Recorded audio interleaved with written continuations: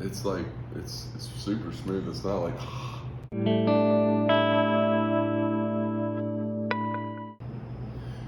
so this is Blake and Jamie at Copper Canyon Distillery. We're going to review Dos Maderas, a rum that is made a selection. 2 C's. Selection with 2 C's. I bought this from New Hampshire liquor store recently, and Jamie and I have been getting more and more into rum. So, you know, Copper Canyon is really known for their aged maple and clear rum. So we produce those here, which is a little different style rum than what you'll see here.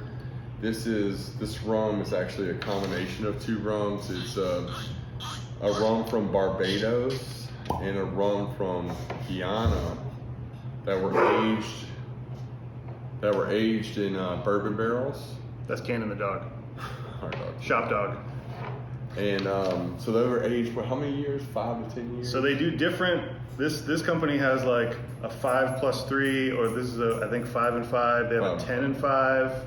So it's like it's like $100, $20 rum. So Dos Maderas stands for 2 woods in Spanish, and it's actually aged in bourbon barrels for, I think this one is the 5 and 5 from reading about it.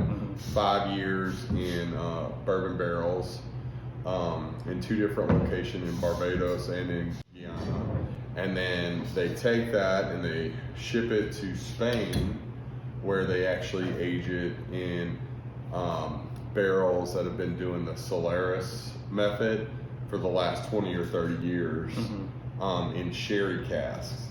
So let's see what it's all about here. Pretty fancy.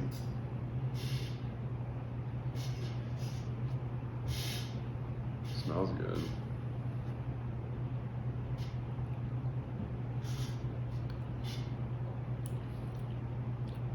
It's pretty good. It's pretty light, good. huh? Yeah. It like comes and goes. So there's notes of fig in it. You really taste that fig. It really does kind of taste like a fig. Figs. Yeah.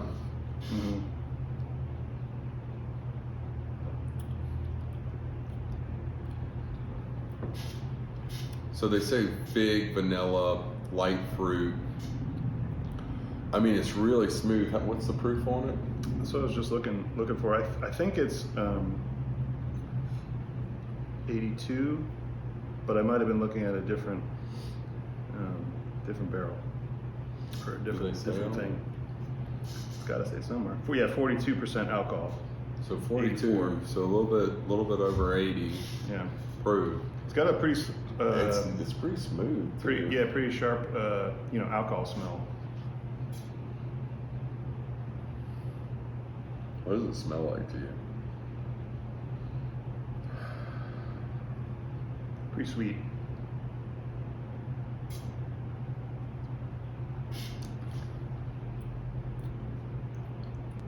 It's like it's super smooth. It's not like No, it's hard. Yeah, really like zero. Some of that zero burn.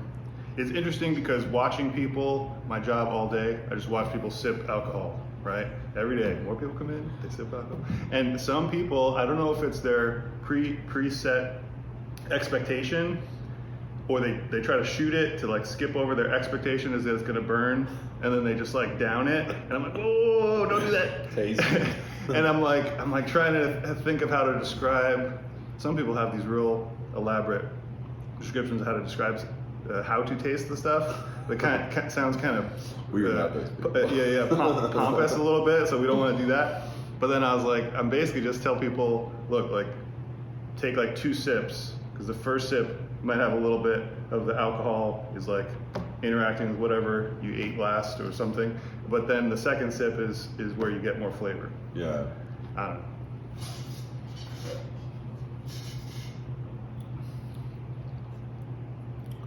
It's almost like this light fig taste to me. And, I mean, it's really good. Did you? And you can kind of taste those sherry undertones too. Like I can kind of I can taste that. It's really, really good. The one that I think is actually the less price point, at least, I went and bought the 5+3 one, and I really like that. So I almost maybe favor the 5+3. I'll try that again tonight at my house, but then this one, I don't know. It's growing on me, but I would like to, take that one home and do it side by side. We'll side by side. Yeah. I forget how much I paid for this bottle. You remember how much the $5? It was pretty affordable, like less than $30, maybe like 32 with tax in Massachusetts. Yeah, they got a nice bottle too. They got their emblem in the side. And so the family here was making sherry for 100 years plus. Yeah. So then they somewhat recently pivoted into this other business, and it's the Barbados rum, aged in the two different places, which is cool because that's in the last 20 years or so. That's a new rum company that's come onto the scene and made stuff. I know. I'm gonna say it. We're all new. Rum is kind of like the whore of alcohols. It kind of gets rum gets a bad rap, man. But it gets thrown around everywhere, so everybody's trying to do something with it, right? So it's like what happens is it's you'll see like it gets tossed, so they have all these secondary things. So like bourbon's not getting tossed in rum barrels, sherry's not getting tossed in rum barrels, but rum usually is getting pushed into all these other barrels, right? I mean, you'll have bourbons with like, hey, this is a Cabernet finished in a Cabernet. They started in a regular barrel, but they start them all in the newer barrels. But rum is like, that's why I call it like almost like it's pretty simple to make of alcohol because it gets passed around. But it's like our rum is not true. It's almost like a whiskey style. Yeah. Yeah. I mean, after reviewing all these Solara methods, do I want to make a Solara stack like over on the corner here? Yes, I do. Are we going to do it? Maybe not. Hopefully not. But it is interesting how they take the different woods. Someone described it as, I think it was a person who came in on a tour, and he's a chemist, and his side business was wine. So he was making wine, and he was saying that for wine it's very delicate spirit, so if you over age it gets this over oaked thing. Not good. But then with rum and hard alcohol, maybe rum specifically, you can hit it with whatever, right? And it just keeps absorbing, right? So that made a lot of sense to me. And then when we're learning more about the Solara stuff, they just keep throwing stuff at it, and it just gets more and more interesting. Yeah, I actually didn't know too much about the Solara until we did like the Ron Zacapa. Yeah. That was good. That was really good. I like the Ron Zacapa better than this one, to be honest with you. Maybe a little bit. No. What's different? You know what? I don't know. It's just agree. This is more like that. I don't know. One night I drank a bunch of this fig vodka, and that really reminds me of it. So. I hate those stories. We always get those stories in the distillery, like I drank too much tequila in college, and I don't like that anymore. But rum too. People are traumatized by clear rum. I was just really no. I drank too much fruit punch or whatever with clear rum, and I can't drink it anymore. But I really like the Ron Zacapa a little bit better. I like ours better than both of them because I made it, or we made it. Ours I equate to the Angostura 1919, right? Which is from my Trader Vic's style bar. It's really a different taste. It was the first aged rum that I had, and then I came here serendipitously and tasted this stuff, and I was like, oh, I totally get that. It's like a single. It's a different taste, though. It's like ours is molasses-based fermentation, aged in new bourbon barrels that haven't been touched by bourbon. It's just kind of different, they're all good. It's just different. This has. It's like Stockholm syndrome for me with my rum. This has we taste our stuff in all processes. All processes of steps of the process. So this one, I will give it. It really brings some powerful notes in there. Yeah. There's no doubt. Real Like sweet, if real think of a marketing standpoint, right? Yeah. If someone gave you this, you would be able to identify it out of a lineup. Yeah. So yeah, that's important. I can. I could. If you had a lineup of rums right now, I would most likely be able to identify this one because of that taste. So it's maybe like that's kind smart. of a sherry fig taste to it to me. Mm-hmm. Like, you know, they say vanilla. I don't get too much vanilla. I mean, it is very light as far as like the overall tasting. Do you taste it? Do you taste any vanilla? No. So that was their tasting note in there. I don't really get it. Yeah.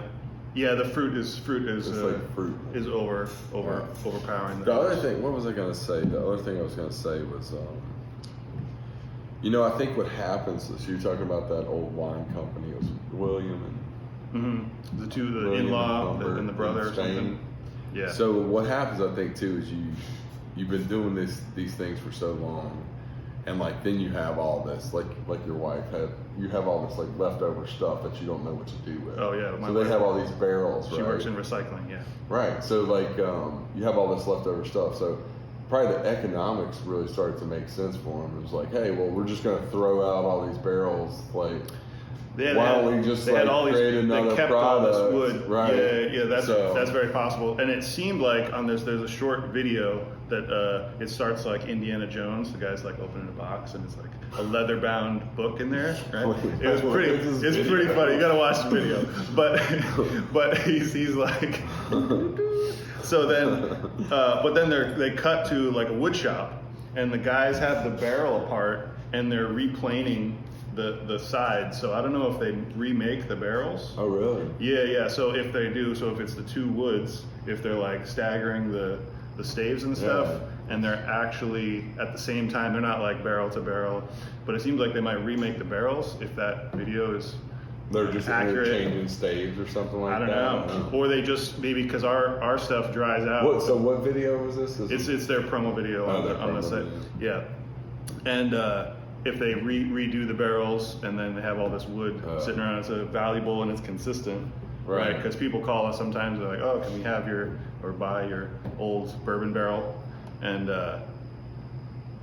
we're trying to figure out what does $2,000. Yeah, I don't know what to charge them, but if I was like, I mean, if we're making a consistent thing and the barrel is like not only crafted with the char and the super premium wood, this killer stuff that they make these barrels out of, and then we re-seasoned it for 4 or 5 years with this other thing, it kind of makes sense if it's more expensive. Right. But then I can buy barrels on Craigslist for like $150. So right, I don't know. Someone's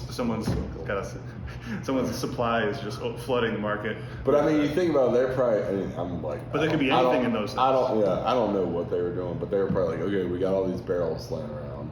We've kind of flooded our market of where we are with our like sherry and our Solaris method for our wine. So let's look. Rum is fairly cheap. You see rum being pushed on these barrels. Let's make another growth opportunity for our business. So I don't know. It's pretty interesting. Sherry is an interesting origin story because in Louisiana, where you're from, they were shipping down from Bourbon County this bourbon spirit, and the char on the barrel in Bourbon County was to try to emulate and get the French population who was into drinking sherry out of the charred barrels. Really? So bourbon, the char was trying to, hey, these people down here, they'll buy this. You got to char the barrels though. They like it, but they're not putting the sherry in there. They're putting bourbon. Right. And it was just from Bourbon County, so it was stamped Bourbon CO or whatever. Really? So then they just started calling it bourbon. Really? So Bourbon Street is named from.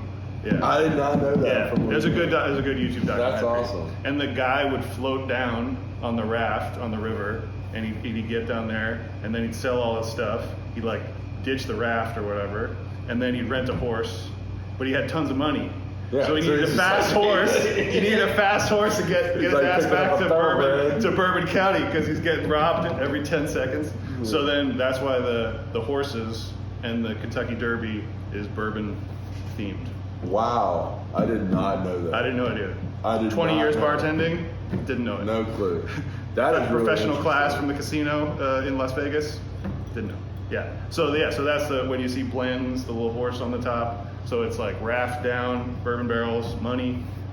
Get a I mean, horse. that's pretty interesting because, you know, like There's a Louisiana cyclical- does have like this deep French culture, and like, Yeah. you know, you're basically adding value to a product in order to accommodate another cultural taste. So that's pretty interesting. Yeah. That's pretty. Jazz everybody's music. trying to make money. Jazz right? music, bourbon, the blues. Right. And it was like river-based transportation. It was like, oh. Yeah. All Right. encompassing the human struggle. Yeah. Right. So, yeah, I mean, this one's it's still growing on me. I do like it as a just because I like it. I like think that it's strong good. that It's strong not my flavor. not my jam. It's not your cup of tea. Yeah. I think some of the stuff that we might like is a little more of the whiskey I like the more alcohol taste. style taste. I mean, this is pretty for 80. Well, yeah, 80 proof.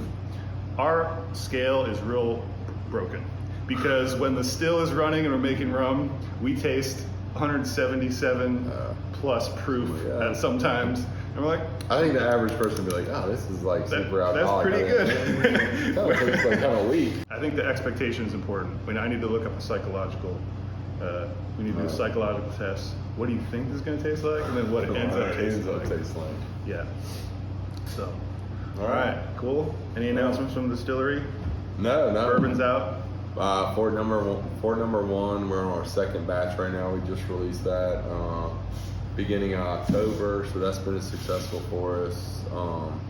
Yeah, what's really nice about Fort number one, our bourbon is, you know, it's kind of a little bit different batch to batch. I mean, we're like a true craft distillery, making all of our own batches, doing all of our own distillations. So I mean, yeah, I really like it. It is a high rye bourbon. Jamie and I are working on a wheated bourbon right now. That's going to be, I think, really, really good with some honey malt that we have. So I think that's going to be great. It's a secret ingredient. Don't tell anybody.